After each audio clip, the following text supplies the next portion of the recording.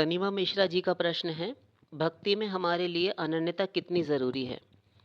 देखिए, अनन्यता उतनी ही ज़रूरी है जितना कि इस पांच भौतिक शरीर को चलाने के लिए भोजन की आवश्यकता है और श्वास प्राणवायु की आवश्यकता है, ऑक्सीजन की आवश्यकता है। वृक्ष पेड़ पौधों के लिए जितना जल की आवश्यकता है, भक्ति मार्ग में उतनी ही भगवत प्राप्ति के लिए जब आप चले, तब आपको अनन्यता सबसे पहले आवश्यक पड़ेगी और ये हो ही जानी चाहिए। अनन्यता नहीं आएगी, कोई काम नहीं बनने वाला। अनंत कोटि कल्प तक सर पटक कर कोई रोता रहे, मर जाए, लेकिन अनन्यता के बिना भगवत प्राप्ति कभी नहीं हुई, किसी को न होगी। ये ठीक है कि वह भक्ति करता रहे अथवा करती रहें, राम की, कृष्ण की, राधा रानी की, और साथ साथ दूसरे दूसरे देवी देवताओं की भी आराधना करे और सांसारिक लोगों की भी जो है बहुत उनका भी महत्व अपने हृदय में रखे, उनके प्रति भी महत्व बुद्धि हो, ये ठीक है। तो जितनी भक्ति करेगा, भक्ति क्योंकि अमृत स्वरूपा है, तो उतना फल भक्ति का रहेगा। और शेष संसार में सबको समय देना और सांसारिक लोगों और देवी देवताओं के प्रति भी आदर बुद्धि, उनके प्रति भी भक्ति और सांसारिक लोगों की सेवा के हिसाब से आपसे उतनी कटौती कर ली जाएगी, क्योंकि आपने शरणागति पूर्ण रूप से नहीं की। उनका भी बल आपको रहा, देवी देवताओं का भी रहा, सांसारिक अपने सांसारिक जितने भी स्वजन संबंधी हैं उनका भी रहा, अपने रूप का अभिमान, अपने धन का, अपनी प्रतिष्ठा, योग्यता, बहुत सारे बल होते हैं जिनके बल पर हम अभिमान किए रहते हैं। तो ये रत्ती रत्ती अभिमान चूर्ण होने पर भगवत भक्ति होती है और वही भगवान को प्रिय है। अनन्यता में बाधक हैं ये सारे अभिमान। और जब अगले जन्म में फिर जितनी भजन साधना आपने की है, साथ साथ देवी देवताओं की है, उसके हिसाब से आपको अगले जन्म में फल मिलेगा। फिर आपको जितनी साधना अभी आपने भगवान में मन लगाया उतने परसेंट आपको मिल जाएगी। फिर अगले जन्म में भक्ति की लिमिट के अनुसार आपको ज्ञान वैराग्य रहेगा, किंतु आपको होश रहेगा कि हाँ ये गलत था, मुझे नहीं करना चाहिए था, और गुरु समझा देंगे तो आप तत्वज्ञ हो जाएंगे कि हाँ अब इन देवी देवताओं और सांसारिक लोगों से, संबंधियों से हमें वैसा मतलब नहीं रखना, क्योंकि उतना ज्ञान भी आपको भक्ति के फलस्वरूप हो जाता है। क्योंकि जनयत्याशु वैराग्यम ज्ञानम च यदहैतुकम, भक्ति जितनी मात्रा में की जाती है उतना ज्ञान और वैराग्य अपने आप वो पैदा कर देती है। तो आपको संसार से डिटैचमेंट हुआ, अटैचमेंट की जगह राग से अनासक्ति हो गई, और अब आप और अधिक थोड़ा भगवान में लगते हैं और धीरे धीरे इसी प्रकार क्रमशः क्रमिक उन्नति होती है भक्ति में। तो बहुनाम जन्मनाम अन्ते ज्ञानवान माम प्रपद्यते, इसीलिए भगवान ने कहा है बहुत जन्म लग जाते हैं इस प्रकार के लोगों को मेरी प्राप्ति करने में, और जो अनन्य शरणागत हो गया तो उसी जन्म में उसने कमाल कर दिखाया। जैसे रत्नाकर डाकू बन चुके थे महर्षि वाल्मीकि, तो गुरु ने कहा तुम मरा मरा रटो, तो जब तक हम नहीं आते तब तक रटो। तो उन्होंने ये नहीं पूछा कि आप नहीं आते ठीक है, किंतु कब तक आएंगे ये तो बता दीजिए, ये भी नहीं पूछा। बस गुरु ने कहा यहाँ लग गए, और उसी जन्म में एक आसन पर बैठकर महापुरुष बनकर उठे। एक गुरु भक्त ऐसा इतिहास में। तो अनन्यता इसलिए आवश्यक है क्योंकि जब तक हम केवल राधा रानी, अपने इष्ट देव राधा गोविंद, राधा कृष्ण के प्रति, प्रियालाल के प्रति, या फिर श्री राम के प्रति, ये एक तत्व है, किसी भी एक को इष्ट आराध्य बना ले, भगवान नारायण को बनाए, किंतु भगवान को, हम देवी देवताओं की बात नहीं कर रहे, तो जब तक उनमें अनन्य निष्ठा ना हो जाए, उनके सिवा और कोई ना रहे। प्रणाम करने में कोई हानि नहीं है, प्रणाम सबको करें, लेकिन सब के भीतर अपने इष्ट को देखें और सबको अपने इष्ट आराध्य में देखें। जितनी भी देवियां हैं उनको राधा रानी में विराजमान कर दे, और जितने भी देवता हैं, भगवान शिव हैं, महादेव हैं, ब्रह्मा हैं, नारायण हैं, विष्णु हैं, जो भी हैं, और जितने भी भगवत अवतार हैं, नृसिंह, कूर्म, वाराह, परशुराम, हयग्रीव, हंस अवतार, सब कुछ, ये सब केवल अपने आराध्य श्री राम या श्री कृष्ण में समाहित कर दे, और केवल अपने प्रियालाल की उपासना या फिर श्री सीताराम जी की उपासना करने से आपको शीघ्र लक्ष्य की प्राप्ति होती है। अनन्यता नहीं आएगी, कुछ नहीं पा सकेंगे। ज्यों लगी गज अपनो बल बरत्यो नेक सरियो नहीं काम, व्याकुल है बलराम पुकारे आए आधे नाम, सुनेरी मैंने निर्बल के बलराम। जब तक गजराज ने, भागवत जी में कथा आती है कि जब तक गजराज ने अपना बल लगाया, तब तक उसका कोई काम नहीं बना।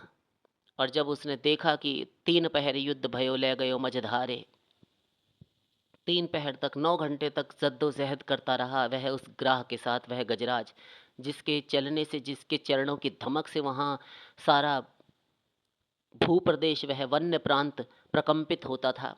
सिंह तक उसके पैरों की धमक से छिप जाते थे वनों में जाकर। पढ़ लीजिएगा, पूरा का पूरा भागवत में वर्णन है। गज और ग्राह की कथा में एरंड, पलाश, कास, बांस, आम्र वृक्ष, तमाल, प्रास, अनेकों प्रकार के कदम्ब आदि के बहुत सारी प्रजातियों के वृक्ष वहां पर सुशोभित थे।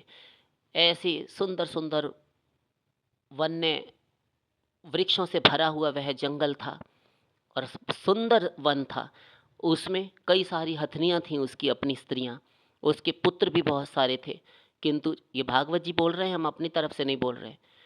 सुंदर वन का वर्णन है। तो जिस समय वह गजराज चलता था, सब वन्य प्रांत के प्राणी डर कर, भयभीत होकर भाग खड़े होते थे। इतना बलशाली वह अकेला गजराज। किंतु जिस समय एक दिन भगवान की उपासना के लिए गंडकी नदी में स्नान करने के लिए गया, यह नेपाल में पड़ती है गंडकी नदी, जहाँ से आपको भगवान शालिग्राम प्राप्त होते हैं। तो वहीं पर स्नान करने के लिए गया। भीतर एक श्रापित ग्राह था, एक क्रोकोडाइल, मगरमच्छ। उसने उसका पैर पकड़ लिया। तो 3 पहर तक युद्ध चला और बहुत खींचातानी हुई, जद्दोजहद हुई। उसने सारे प्रयत्न किए और सोचता रहा कि ये सारे के सारे मेरे जो स्वजन संबंधी हैं, ये हथनियाँ, ये मेरे खुद के कुटुंबी, अन्य हाथी, मेरे पुत्र, ये मेरी रक्षा करें, कोई आए। कोई नहीं आया, सब भय के मारे उधर खड़े देखते रहे नदी तट पर। तब उसने देखा कि कोई संसारिक लोग काम नहीं आते। तब भगवान को ही उसने अंत में पुकारा, अपना भी बल लगाना छोड़ दिया। तो व्याकुल भय बलराम पुकारे, आए आधे नाम, सुनेरी मैंने निर्बल के बलराम। तो अपना बल लगाना बंद करना होगा। हम अपना बल लगाते हैं। अब इसी प्रकार से चलिए पांचाली के पास कि क्या हुआ था उस दिन द्यूत सभा में, कि पाए दुर्योधन को अनुशासन, दुस्शासन को पकै धाय, द्रुपद सुता को चीर गहे भीर भारी है। दुर्योधन ने कड़क कर आदेश दिया कि दुशासन, हमारी इस बांदी को, इस दासी को नग्न कर दो, इसके वस्त्र उतार लो। तो अपशब्द कहता हुआ दुशासन से कहता है कि उतारो इसके वस्त्र।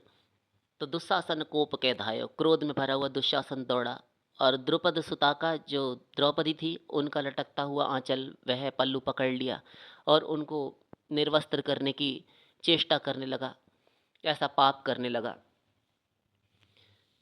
तो द्रुपद सुता बिकल भई ता दिन, विनय पत्रिका में गोस्वामी जी भी कहते हैं, उस दिन द्रुपद नंदिनी वह व्याकुल हो गई। सभा माज नर नारी कहो प्रभु पाही, वह नर की नारी, पूर्व जन्म में अर्जुन नर के अवतार थे ना ये, तो इसलिए नर नारी कहा गया है। नर की नारी ने, अर्थात उन नरावतार श्री अर्जुन की पत्नी ने, नारी ने कहा, प्रभु पाही, मेरी रक्षा करो। तो सुनत पुकार धाय द्वारका ते जदुराई, उससे पहले भगवान नहीं आए। कब तक नहीं आए? उसने सर्वप्रथम तो वह धृतराष्ट्र के पास गई, क्योंकि सभा में जो है आप ही हैं, राजा पद पर अभिषिक्त हैं, सिंहासन पर विराजमान हैं, तो और आप ही के पुत्र ये सब बदतमीजी कर रहे हैं हमारे साथ, तो आप इनको आदेश दीजिए कि गलती ना करें। मैं कुलवधू हूँ, घर की बड़ी बहू हूँ और आप ही के कुल की मर्यादा हूँ, तो आपको आदेश देना चाहिए कि आपके सामने ये अधर्म, अन्याय हो रहा है। उसने अपनी आंखें झुका ली, कुछ नहीं कहता, क्योंकि पुत्रों की फेवर में है वो, क्या बोले, पुत्र मोह आड़े आता है। अब उसके बाद भीष्म पितामह के पास जाती हैं, द्रोणाचार्य के पास गई, कृपाचार्य के पास गई, सभी के पास गई। विदुर जी थे जिन्होंने बोला, बहुत कुछ कहा है विदुर जी ने, क्योंकि गुरु है ना। द्रोणाचार्य, कृपाचार्य जानते थे, किंतु कृपाचार्य ने उंगली ऐसे उठाई ऊपर की ओर, तो द्रौपदी समझ गई कि बस एक ऊपर उनको पुकार अब तू। तो द्रौपदी ने पुकारा भगवान को। फिर भी अभी ठीक से नहीं समझ पाई थी, क्योंकि शिष्य होता है ना, कई बार नहीं समझ पाता गुरु का इंगित संकेत, क्योंकि शिष्य होता है ना, कई बार संकेत, गुरु का इंगित नहीं समझ पाता। तो अब जब बहुत अधिक विलंब हुआ, सब जगह भागती फिरी, तो उधर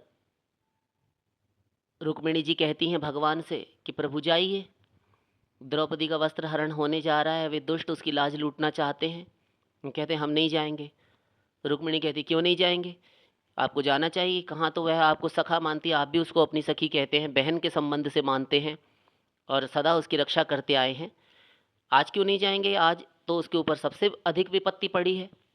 पुरुषों से भरी हुई सभा और निर्लज्ज पुरुषों से भरी हुई सभा है, कायरों से भरी हुई सभा है। अकेली नारी जूझ रही है अपनी लाज बचाने के लिए सबसे। ऐसे में आप भी छोड़ देंगे तो कहाँ जाएगी? हाँ, तो वह पुकार तो रही है सबको, अपने घर खानदान के लोगों को, तो हम क्यों जावें? अभी हम चले गए, हमको उसने ताना मार दिया तो कि हम तो सबको बुला तो रही थी, इनमें से कोई उठ जाता। तुम्हें कोई बुलाने गया था? हमने तुमको फोन तो नहीं किया था। बड़े हठीले हैं ठाकुर जी। तो ये जबरदस्ती आपकी। देवी आप शांत बैठी रहिए, उसको पुकार लेने दीजिए पहले। तो अब जब सबसे निराश हो गई, तो इधर सबसे निराश हो गई, इधर समय बहुत अधिक बीत गया। तब दुशासन को आदेश दिया तो द्रौपदी का वस्त्र उतारने के लिए दुर्योधन की आज्ञा अनुसार दुशासन लपका। तो जब लपका तो उस समय पर भी द्रौपदी ने दांतों में अपनी साड़ी दबा ली। तब रुक्मिणी जी उधर कांप उठी कि प्रभु अब तो जाइए, अब तो उसके पास कोई चारा नहीं बचा, अब तो जाना ही होगा आपको। कह रहे नहीं, अभी भी नहीं जाएंगे। अब क्यों नहीं जाएंगे, अब क्या कारण है? कह रहे देखो ना, दांत में साड़ी दबाए हैं। आप बड़े हठीले हैं, आप हाथ से विनोद मत कीजिए। इस समय एक नारी की लाज पर बनाइए, एक अबला की लाज लूटी जा रही है और आप ऐसे मस्खरी कर रहे हैं, मजाक कर रहे हैं। कह रहे मजाक नहीं कर रहा, सत्य कह रहा हूँ। दांत में क्यों दबाया है प्रभु? कोई भी नहीं उठ रहा तो कम से कम दांत में तो वो साड़ी दबाएगी अपना, तो उसको छोड़ देना चाहिए। हाँ, छोड़ देना चाहिए। तो कहते हैं ये अच्छी आपकी हठधर्मी है, जिद है। हाँ, तो छोड़ देना। यदि मुझे पुकारे तो फिर दांत में साड़ी ना दबाए। और यदि उसके दांत इतने ही मजबूत हैं, बहुत अच्छा कोलगेट वो करती है, बहुत ज़्यादा अच्छा, उसका बहुत अच्छा ब्रांड का वो कोई दंत मंजन इस्तेमाल करती है, तो दबा ले साड़ी और दुशासन से बचा ले अपने आप को।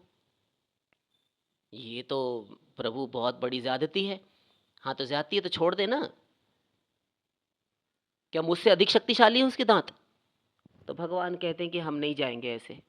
अब 10,000 हाथियों का बल दुशासन की भुजाओं में। दुशासन ने एक झटके से साड़ी जब खींची तो दांत से साड़ी निकल गई और हाथ उठा दिए। हे कृष्ण महायोगिन विश्वात्मन विश्वभावन कौरवैः परिभूता माम किम न जानासि केशव।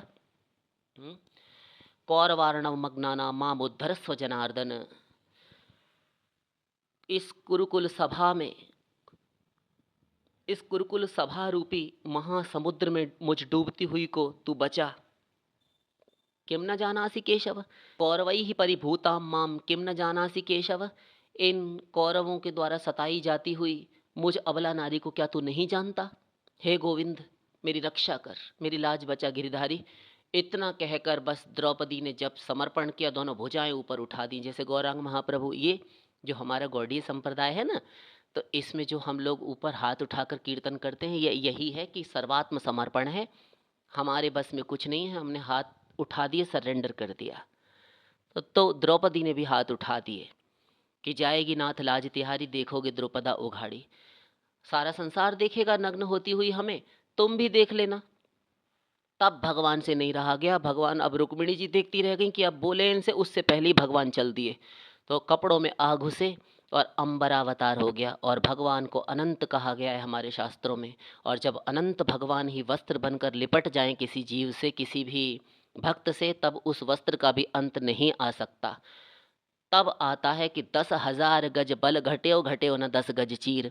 10,000 हाथियों का बल रखने वाली उसकी भुजाओं की नसें नाड़ियां शिराएं फटने लगी और अभागा वस्त्र खींचते खींचते अधमरा होकर ढेर हो गया, वहीं गिर पड़ा सभा में। किंतु द्रुपद नंदिनी द्रौपदी के तन से, उसके शरीर से 10 गज साड़ी कम नहीं हुई, वह वस्त्र कम नहीं हो सका। और वह वस्त्र कितना बड़ा है, आज तक संसार उसको माप ही नहीं सका, उसका अनुमान ही नहीं लगा सकता, अंदाज़ा ही नहीं लगा सका कि वह कितनी लंबी साड़ी बढ़ाई थी भगवान ने। तो ये है अनन्यता। जब तक गजराज ने अपना बल लगाया, द्रौपदी ने दांतों का बल लगाया, सबको याद किया, कोई नहीं आया। ना गजराज के स्वजन संबंधी, उसकी हथनियाँ, उसके पुत्र और अन्य अन्य हाथी आए, और ना ही द्रौपदी के वयोवृद्ध कुलवृद्ध ये कोई उठे। तब उसको याद आया कृपाचार्य का ऊपर उंगली उठाना। तभी शरणागत हो गई, शरणागति कर दी।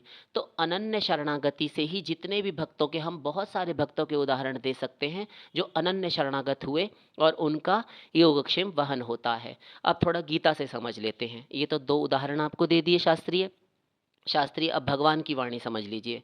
अनन्याश्चिन्तयन्तो माम ये जनाः पर्युपासते तेषां नित्याभियुक्तानां योगक्षेमं वहाम्यहम्। जो अनन्य भाव से मेरा निरंतर भजन करते हैं, केवल अनन्य, केवल और केवल मैं ही रहूं।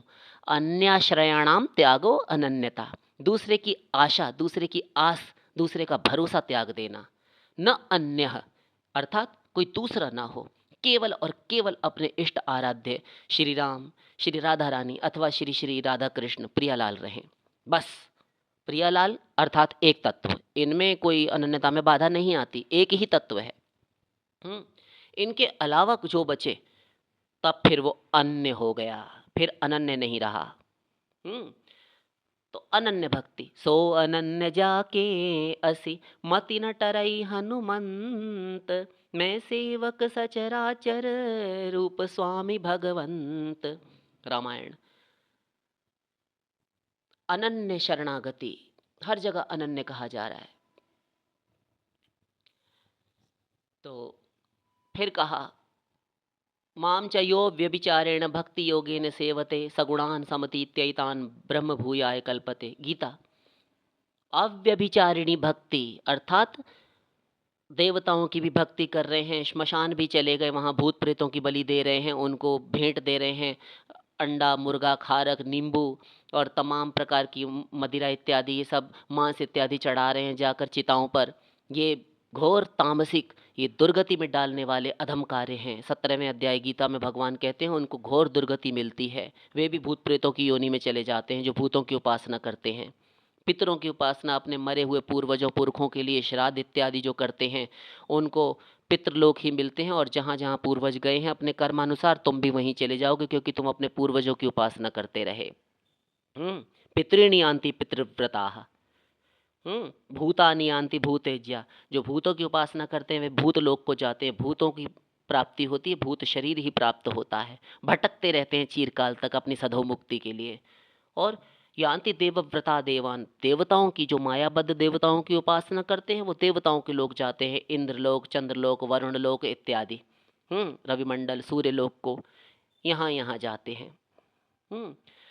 और मद्भक्ता यान्ति मामपि, सीधा सा हिसाब है कि मेरे भक्त मुझे ही प्राप्त होते हैं, तो मेरी भक्ति करनी चाहिए।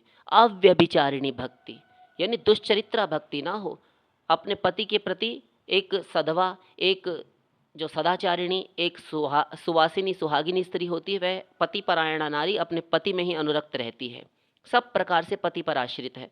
भूल से भी सपने हूँ आन पुरुष जग नाही, उत्तम के अस बस मन माही। उत्तम जो पतिव्रता है उसके मन में सदा यह भाव रहता है कि संसार में कोई दूसरा पुरुष है ही नहीं, एक केवल मेरा ही पति है, ऐसा होता है भाव। ऐसे ही भक्त के हृदय में यह भाव रहता है कि मेरे प्रभु ही प्रभु हैं, सर्वत्र और कोई है ही नहीं। अनन्यता हो जाती है। तो अनन्य होना चाहिए। अनन्य चेताः सततम यो माम स्मरति नित्यशः। फिर कहा सततम और अनन्य चेताः, अनन्य चित्त से जो मेरा भजन करते हैं, यो माम स्मरति नित्यशः तस्याहम सुलभः पार्थ नित्य युक्तस्य योगिनः। उन नित्य मुझ में लगे हुए, लगातार मेरा भजन स्मरण करने वाले और अनन्य स्मरण करने वाले, मेरी अनन्य भक्ति, मेरे सिवा किसी की भक्ति ना करें, तो फिर उनके लिए मैं सुलभ हूँ। 700 श्लोक संपूर्ण गीता में केवल इस एक श्लोक में ही भगवान ने कहा है कि मैं सुलभ हूँ, बड़ी आसानी से मिलता हूँ। किसको? जो केवल मेरा भक्त है। तो बहुत जगह भगवान ने कहा है, इतने उदाहरणों से आप जैसे बुद्धिजीवी और पर्याप्त बुद्धिमान, पढ़े लिखे और सत्संगी, भगवत चरण अनुरागी, भगवत भक्तजन तो वैसे ही समझ गए होंगे, क्योंकि आप श्रद्धालु हैं, आपको बहुत अधिक प्रमाण और दृष्टांत उदाहरण देने की आवश्यकता हम नहीं समझते। आशा करते हैं आप समझ गए होंगे कि अनन्य भक्ति इसीलिए आवश्यक है क्योंकि हम मायाबद्ध हैं, हम कष्टों में पड़े हुए हैं, हमें अपनी मुक्ति के लिए भगवत प्राप्ति चाहिए। जब तक भगवान से जीवात्मा का मिलन नहीं हो जाता, हम जब तक भगवान को नहीं पा लेते, अपने अंशी से नहीं मिल जाते, हम अंश हैं, वे अंशी हैं, तब तक हम चाहे कितने ही उपचार क्यों ना कर ले, भेषज पुनि कोटिन करिए रुज न जाए हरियान। हे पक्षीराज गरुड़ जी, कितने ही उपचार कर ले कोई, काम क्रोध लोभ मोह ईर्ष्या मद मात्सर्य राग द्वेष पाखंड ये सब मिटाने के, किंतु ये सब माया की फौज है, पूरी आर्मी है, पूरी कटकाई है, पूरी सेना है। इसको नहीं जीता जा सकता जब तक भगवत बल नहीं मिल जाएगा, भागवती शक्ति नहीं मिल जाएगी। भागवती शक्ति भक्ति प्रदान करती है, बिना भक्ति के संसार में आवागमन नहीं मिट सकता। और जब आएंगे तो यहाँ त्रिगुण त्रिकर्म त्रिदोष त्रिदुख त्रिशरीर पंचकोश पंचक्लेश, एक शब्द में कहें तो माया, ये सदा चलता रहेगा, सदा से चला आ रहा है और चल रहा है। तो हमें सदा के लिए सुखी होने के लिए भगवत प्राप्ति की आवश्यकता है, भगवान को पाना पड़ेगा। एक बार भगवान का दर्शन आवश्यक है, साक्षात भगवान का दर्शन। जैसे आप अपने घर में माता पिता स्त्री पुत्र संबंधियों से मिलते हैं, साक्षात देखते हैं, उनको अनुभव करते हैं, ऐसे एक बार श्री श्री प्रियालाल का, श्री राघवेंद्र सरकार का, श्री राम का दर्शन हो जाए, आपको हो गई भगवत प्राप्ति। उस दिन से आप बन गए महापुरुष, उस दिन से बन गए आप वास्तविक जागृत गुरु। तब आप चैलेंज कर सकते हैं माया को, तब आपके आवागमन इस संसार में दुखों का जो है समाधान हो गया, अब कभी आपको संसार में नहीं आना पड़ेगा। ये होती है माया निवृत्ति और दुख निवृत्ति, आत्यंतिक दुख निवृत्ति, आनंद प्राप्ति, माया निवृत्ति, ये तब कहलाता है। उससे पहले आपके किसी भी उपाय से, किसी बाबा जी के पास, किसी दिव्य दरबार में जाकर, कोई टोने टोटके करके, कोई ये टेम्पररी रिलीफ है, जैसे कि अस्थाई उपचार, इनसे कुछ नहीं होने वाला। एक दुख है वो मिट जाए तो हम सुखी मान लेते हैं अपने आप को, तब तक दूसरा आ गया, फिर उसके निराकरण में लग गए, फिर कोई रोग हो गया उसके उपचार में लग गए, कभी गरीबी आ गई तो अब पैसा कैसे कमाए, पैसा आया तो इससे दुख मिट जाएगा हमारा। ये कहाँ समस्या का समाधान हो रहा है? समस्या का समाधान पूर्ण रूप से नहीं हुआ ना। समाधान पूर्ण रूप से केवल माया निवृत्ति होने पर होता है, भगवत प्राप्ति पर ही होता है। और भगवत प्राप्ति भगवान की भक्ति से होती है, और अनन्य भक्ति करनी होगी, केवल भगवान की भक्ति, केवल भगवान की भक्ति, उसको अनन्यता कहते हैं। अनन्य भक्ति के बिना भगवत प्राप्ति कभी नहीं होगी, माया निवृत्ति होगी ही नहीं, क्योंकि माया भगवान की दासी है, उनकी एक शक्ति का नाम है बहिरंगा माया, बहिरंगा शक्ति, अपरा प्रकृति, जड़ प्रकृति। तो ये भगवान का लवलेश बल यदि प्राप्त कर ले, लवलेश किसे कहते हैं? आप एक सुई को खड़ा कीजिए भूमि में, किसी थर्मोकॉल पर, किसी कार्डबोर्ड पर आप गाड़ दीजिए, खड़ा कर दीजिए, और सुई के ऊपर आप एक मग भर के, एक जग भर के, एक बाल्टी भर के पानी, चाहे जितना पानी डाल दीजिए, उस सुई की नोक पर कितना पानी रुकेगा? कुछ भी नहीं रुकेगा। हाँ, तो आप यही समझ लीजिए कि उस सुई की नोक पर कुछ भी नहीं रुकेगा, किंतु आप जो भी अनुमान लगा सकते हैं कि इतना पानी इसकी नोक पर होगा, उसको लवलेश कहते हैं। इतना सा भी भगवान की अनंत शक्ति का बल यदि यह है, जड़ प्रकृति माया, इसका अपना कोई बल नहीं है, नहीं निज बल ताके। श्री राम कहते हैं इस माया का अपना कोई बल नहीं है, और ये स्वतंत्र नहीं है। जीव और माया स्वतंत्र नहीं है, जो ब्रह्म है, सुप्रीम पावर भगवान, वे इनके नियामक हैं तीनों तत्व, ब्रह्म जीव माया अनादि अनंत शाश्वत और नित्य हैं, किंतु और किसी ने किसी को बनाया नहीं। जीव ने ब्रह्म को, माया को नहीं बनाया, माया ने ब्रह्म को और जीव को नहीं बनाया, और भगवान ने माया और जीव को नहीं बनाया। ये सदा से थे, हैं और रहेंगे। इसको कहते हैं अनादि अनंत और शाश्वत। किंतु भगवान इनके नियामक हैं, इनको नियमन में रखते हैं, इन पर शासन करते हैं। दोनों शास्य हैं। भगवान शासक हैं, तो भगवान आदेश देते हैं इस माया को, छोड़ दे, मेरा भक्त है वो, जो आज्ञा प्रभु। तब ये माया जाती है। दैवी हेषा गुणमयी मम माया दुरत्यया मामेव ये प्रपद्यन्ते माया मेताम तरन्ति ते। मामेव, फिर कहा अनन्य भक्ति के लिए भगवान ने, मेरी ही, माम एव, मेरी ही शरण में जो आएंगे, प्रपद्यन्ते, जो मेरी शरण में आएंगे, माया मेताम तरन्ति ते, ये मेरी बहुत ही दुर्लंघ शक्ति है माया, इसको ब्रह्मा विष्णु शिव भी नहीं जीत सकते, ये मेरी आज्ञा से जाएगी।